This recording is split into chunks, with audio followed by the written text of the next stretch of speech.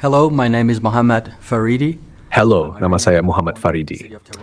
Saya berasal dari Iran. Saya lahir di kota Tehran dalam keluarga Muslim yang taat pada tahun 1984. Ketika saya lahir, negara Iran dan Irak sedang berperang dalam konflik yang berlangsung selama 8 tahun. Itu adalah masa yang berat bagi kedua negara. Banyak umat Muslim yang dengan sukarela mengorbankan diri mereka untuk membela keyakinan atau tujuan agama. Paman saya dan dua sepupu saya juga bergabung dalam konflik itu secara sukarela. Ibu saya adalah seorang Muslim yang sangat taat. Ia mengajarkan kami untuk mematuhi ajaran agama dan menjalankan syariat. Meskipun bahasa utama kami adalah Persia, kami juga diajarkan bahasa Arab agar dapat memahami doa dan kitab suci. Saya menghadiri pelajaran agama dan kelas-kelas untuk mempelajari cara membaca serta melafalkan kitab suci. Kami diajarkan bahwa menghafal dan melafalkan kitab suci adalah salah satu cara untuk menunjukkan kesalehan. Saya mulai menghafal banyak bagian kitab suci sejak kecil. Suatu hari, ketika saya berusia 7 atau 8 tahun, saya sedang melafalkan doa dalam bahasa Arab, tetapi saya tidak mengerti artinya. Saya bertanya kepada ibu saya, "Bu, apakah Tuhan tidak memahami bahasa Persia? Bisakah saya berdoa dalam bahasa Persia?" Ibu saya menjawab, doa harus dilafalkan sesuai ajaran. Setelah itu, saya tidak lagi bertanya dan hanya mengikuti ajaran yang diajarkan kepada saya. Saya menjalankan ibadah setiap hari dan berdoa 5 kali sehari dari sebelum fajar hingga setelah matahari terbenam. Selama bulan Ramadan, saya menjalankan puasa selama 30 hari, tidak makan atau minum dari sebelum fajar hingga setelah matahari terbenam. Terkadang saat musim panas, durasi puasa bisa mencapai 14 jam yang cukup menantang. Namun, saya melakukannya sebagai bentuk ketaatan. Sebagai bagian dari tradisi agama kami juga mengenang tokoh-tokoh agama yang telah wafat. Pada momen-momen tertentu, kami berkumpul untuk mengenang mereka dengan berdoa, menangis, dan meratapi kepergian mereka. Kami percaya bahwa tindakan ini adalah bentuk penghormatan dan penyucian diri. Suatu hari, saya sedang berdoa, tetapi merasa doa saya tidak dijawab. Saya bertanya kepada seorang guru agama, berapa banyak lagi yang harus saya lakukan agar doa saya diterima. Guru tersebut menjawab, "Kita tidak bisa memastikan. Yang penting adalah terus berusaha dan beribadah dengan tulus." Setelah menyelesaikan sekolah, pada usia 19 tahun, saya bergabung dengan salah satu kelompok militer. Kami diajarkan untuk memperkuat mental dan fisik, termasuk menghadapi rasa takut akan kematian. Selama pelatihan, kami diminta untuk merenungkan makna pengorbanan dan keberanian. Pengalaman tersebut sangat membekas dalam diri saya. Ketika saya meninggalkan dinas militer, saya memiliki harapan untuk dapat melakukan sesuatu yang bermakna bagi keyakinan saya. Saya juga mengikuti berbagai ritual tradisional selama bulan suci, meskipun hal tersebut seringkali melelahkan secara fisik. Pengalaman ini membentuk sebagian besar kehidupan dan pandangan saya saat itu. Ketika saya menyelesaikan masa tugas saya merasa putus asa, tertekan, dan kehilangan harapan. Pikiran saya penuh dengan rasa ingin menyerah. Namun saya merasa takut karena tindakan seperti itu dianggap tidak diperkenankan dalam keyakinan yang saya anut waktu itu. Saya merasa seperti hidup dalam penderitaan yang tiada akhir dan saya takut akan kemungkinan penderitaan lebih lanjut. Dalam keadaan tersebut, saya menghubungi seorang teman lama saya yang telah menjadi sahabat sejak usia 6 tahun. Namanya Rasul, yang berarti utusan. Hari itu dia datang menemui saya dan kami berbicara tentang kehidupannya. Ada sesuatu yang berbeda darinya. Dia tampak begitu tenang dan damai. Saya bertanya kepadanya, "Apa yang terjadi padamu? Mengapa kamu terlihat begitu berbeda?" Dia menjawab bahwa dia telah menemukan kepercayaan baru yang membawanya kepada kedamaian. Saya sangat terkejut mendengar itu.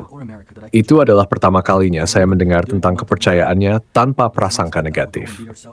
Dia mulai menceritakan tentang kasih Tuhan, tentang figur Yesus dalam ajarannya, dan tentang pengalaman-pengalaman luar biasa yang telah dia alami. Kami berbicara selama sekitar 2 jam. Banyak hal yang dia ceritakan terasa baru bagi saya, dan saya mencoba memberikan tanggapan yang berdasarkan ajaran yang saya anut sebelumnya. Namun apa yang dia katakan tentang Tuhan terdengar begitu nyata baginya, seolah-olah dia memiliki hubungan pribadi dengan Tuhan tersebut. Hal ini sangat berbeda dengan pandangan yang saya miliki waktu itu. Setelah berbicara cukup lama, dia mengatakan sesuatu yang sangat mengubah cara pandang saya. Dia berkata bahwa dalam keyakinannya, Yesus telah menanggung penderitaan dan memberikan hidupnya demi memberikan pengharapan bagi semua orang. Dia juga berkata, Tuhan sangat mengasihi kamu sehingga dia memberikan sesuatu yang berharga demi kebaikanmu. Kata-kata ini membuat saya menyadari bahwa segala usaha saya sebelumnya untuk mencari kedamaian sebenarnya telah tersedia melalui pengorbanan ini. Saat itu juga saya berlutut dan meminta teman saya untuk mendoakan saya. Saya berkata, saya ingin mengalami apa yang kamu rasakan. Dia berdoa untuk saya, dan ketika saya membuka mata, dunia di sekitar saya terasa berubah. Segala sesuatu yang sebelumnya terasa suram kini tampak cerah. Ada sesuatu yang baru di dalam diri saya. Untuk pertama kalinya dalam hidup, saya merasakan kedamaian yang sejati. Setelah pengalaman itu, saya mulai bertanya-tanya, jika apa yang dikatakan ini benar, mengapa saya tidak pernah mendengarnya sebelumnya? Mengapa pesan yang begitu penting ini tidak pernah sampai kepada saya? Hal ini mendorong saya untuk mencari tahu lebih banyak. Beberapa minggu kemudian, saya dan teman saya mengunjungi sebuah tempat ibadah. Ketika saya memasuki tempat itu, saya merasakan sesuatu yang luar biasa. Rasanya seperti menerima pelukan hangat yang menyelimuti saya. Dan di dalam hati saya terdengar suara yang berkata, "Kamu telah menemukan tempatmu." Ibadah dimulai dengan nyanyian pujian, tepuk tangan, dan sukacita. Ini sangat berbeda dengan pengalaman saya sebelumnya yang sering diwarnai dengan suasana duka. Orang-orang di sana memiliki harapan akan kehidupan yang kekal, sesuatu yang belum pernah saya rasakan sebelumnya. Mereka memiliki keyakinan akan kebangkitan yang memberi mereka pengharapan. Semua ini membuat saya semakin ingin memahami lebih dalam. Setelah kebaktian, teman saya memberikan saya sebuah kitab suci dalam bahasa Persia. Dia berkata, "Ini adalah firman Tuhan yang hidup, ditulis untukmu." Saya membawanya pulang dan mulai membacanya. Semakin banyak saya membaca, semakin saya merasa terhubung dengan pesan-pesan di dalamnya. Salah satu ayat yang sangat menyentuh hati saya adalah Matius 11 ayat 28 hingga 30. "Marilah kepadaku semua yang letih lesu dan berbeban berat, aku akan memberi kelegaan kepadamu. Pikulah kuk yang kupasang dan belajarlah padaku, karena aku lemah lembut dan rendah hati, dan jiwamu akan mendapat ketenangan." Ayat itu memberikan penghiburan dan harapan yang luar biasa, sesuatu yang belum pernah saya alami sebelumnya. Saya memandang buku itu dan berkata, "Bagaimana kamu tahu bahwa saya lelah? Bagaimana kamu tahu bahwa saya merasa terbebani? Bagaimana kamu tahu bahwa ini tidak mungkin?" Buku itu berbicara kepada saya, kepada situasi saya, seperti yang belum pernah saya rasakan sebelumnya. Saya berpikir dalam hati, ini tidak mungkin benar. Seseorang pasti sedang menulis buku ini tentang saya dan situasi saya. Saya merasa ada yang tidak beres, ada sesuatu yang sedang terjadi, dan saya mulai berpikir bahwa saya telah dimanipulasi, dikendalikan. Saat saya pergi ke gereja untuk kedua kalinya, saya memperhatikan buku orang lain, ingin tahu apakah Alkitab mereka adalah Alkitab pribadi atau bukan. Saya melihatnya dan semuanya sama. Saya bertanya kepada mereka, apakah ayat ini berbicara kepada kamu seperti ini? Mereka menunjukkan ayat lain yang berbicara kepada mereka. Suatu kali, ketika saya berada di gereja, seorang pria datang dan berbagi kesaksian tentang bagaimana dia sembuh dari penyakit serius. Dulu dia seorang Muslim, dan dokter mengatakan bahwa tidak ada harapan lagi baginya. Dia pulang siap menghadapi kenyataan bahwa waktunya sudah dekat. Namun, dia melihat salib di gereja dan memutuskan untuk masuk. Di luar gereja, ada beberapa orang Kristen yang sedang berada di sana. Dia mendekati mereka dan berkata, "Apakah saya bisa mencoba Tuhan kalian? Saya akan segera pergi dan meninggal." Mereka berkumpul, meletakkan tangan di atasnya, dan ketika mereka berdoa, dia merasakan sentuhan tangan dengan bekas paku di lehernya. Ketika dia pulang, dia tidak mati. Sebaliknya, kondisinya semakin membaik. Dia pergi ke dokter, dan dokter mengatakan bahwa dia bebas dari penyakit itu, dan mereka tidak pernah melihat hal seperti itu sebelumnya. Ketika pria itu berbagi kesaksiannya, saya teringat sebuah ayat dalam Alkitab saya, "Kamu akan meletakkan tangan di atas orang sakit, dan mereka akan sembuh." Saya berpikir ini benar-benar terjadi. Tuhan ini, apa yang dia katakan, benar-benar terjadi. Pada hari itu, saya membuat keputusan setelah menyelidiki dan untuk kedua kalinya, saya menyerahkan hidup saya kepada Yesus. Saya berkata, saya tidak akan mencari lagi hal-hal lain. Saya menjadi seorang Kristen dan merasa sangat gembira. Saya ingin pulang untuk memberitahu orang tua dan teman-teman saya. Namun, saya telah melakukan dosa yang tidak dapat dimaafkan dalam agama saya sebelumnya, yaitu dosa penyembahan berhala dan dosa murtad. Saya berusaha untuk merahasiakannya, tetapi akhirnya orang tua saya mengetahuinya. Ayah saya sangat marah, memukul saya dan mengusir saya dari rumah. Saya tinggal di luar rumah selama 4 bulan. 2 kali, nyawa saya terancam. Pertama, oleh sepupu saya yang mengetahui bahwa saya telah menjadi seorang Kristen. Mereka mengatakan saya telah mengkhianati agama dan saya akan membayar atas perbuatan saya. Saya kemudian bekerja untuk sebuah perusahaan taksi. Ketika ayah saya melihat saya mulai bekerja untuk mendukung diri saya sendiri, saya meletakkan Alkitab kecil saya di dashboard mobil taksi. Saya mengemudi di Teheran dan kota-kota lain, dan siapa saja yang bertanya tentang buku itu, saya punya kesempatan untuk berbagi tentang Yesus. Pemilik perusahaan taksi datang kepada saya dan berkata bahwa orang-orang sudah melaporkan saya, dan jika pemerintah mengetahui keberadaan saya, mereka tidak hanya akan menyakiti saya, tetapi juga keluarga saya. Saya sangat takut untuk diri saya sendiri, tetapi saya lebih takut lagi untuk keselamatan keluarga saya, karena mereka masih beragama Islam. Saya berusaha untuk melindungi diri, tetapi pemilik taksi akhirnya memecat saya. Saya berpikir untuk pindah ke kota lain seperti Isfahan atau Shiraz. Tetapi pada tahun 2008, pemerintah Iran memperketat kontrol terhadap gereja-gereja bawah tanah, menambah tekanan besar pada mereka. Banyak teman saya yang dipenjara.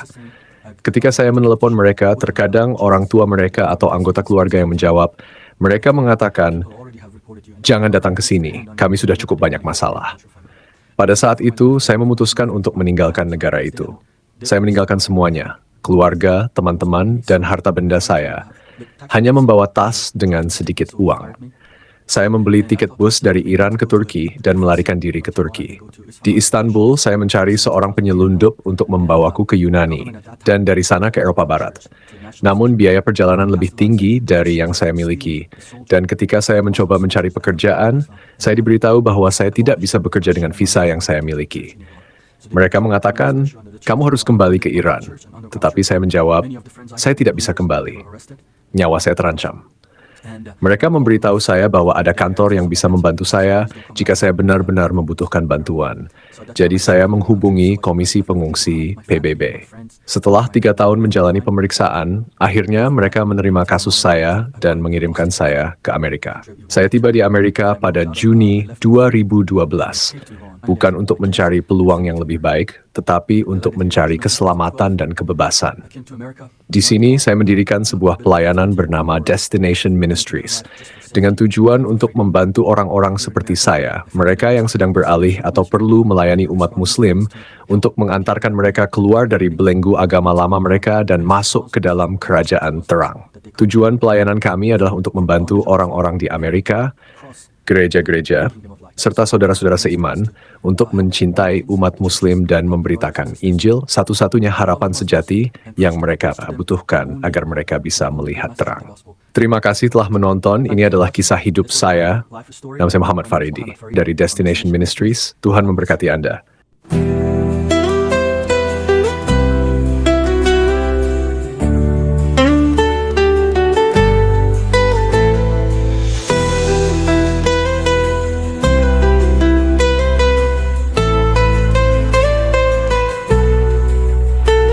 Kasihani aku Tuhan menurut kasih setiamu, bergumul aku dengan dosa, hapus pelanggaranku menurut rahmatmu.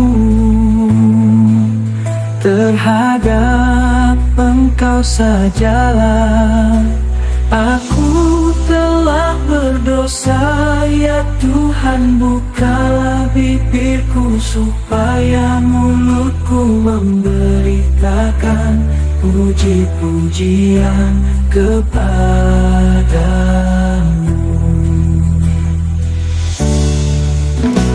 Kasihani aku Tuhan, janganlah buang aku dari hadapanmu, dan jangan ambil rohmu daripadaku, hapuskan segala salahku. Aku telah berdosa, ya Tuhan, bukalah bibirku supaya